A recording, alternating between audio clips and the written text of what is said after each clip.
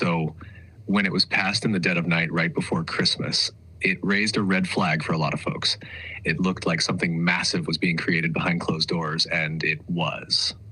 By giving control of the money supply to this system, we gave it influence over interest rates, inflation, recessions, and booms that affects housing, food prices, gas, jobs, literally everything. Do you want to dive into who was behind it, like the Jekyll Island meeting and the big banking names involved?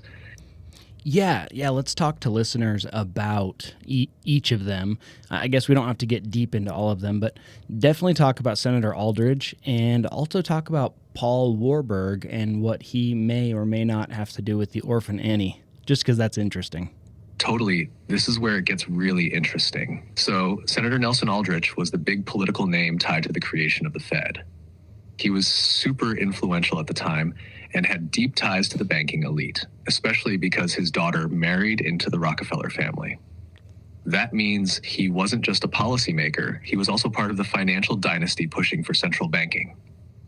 Then you've got Paul Warburg. This guy was a German banker who had a vision for a central bank in the US modeled after the Reichsbank in Germany. He had the knowledge and he was relentless in pushing the idea, even though he was originally mocked for his heavy accent and how passionate he was about reforming the US financial system. But guess what?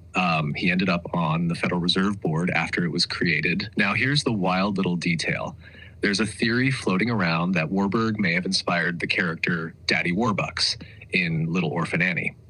He was rich, bald, powerful, and always had a hand in shaping world affairs from behind the scenes. It's not confirmed, but it's one of those fun little rabbit holes that adds more intrigue to who was actually influencing things back then. Want to talk about the Jekyll Island meeting now, where all these guys met in secret to draft the blueprint for the Fed? Yeah, let's do that. And also, you talked about the Fed adding liquidity to the market. But when you are creating this money out of thin air and adding this liquidity, you're adding to the supply of money. What happens to the value of money when you greatly add to the supply?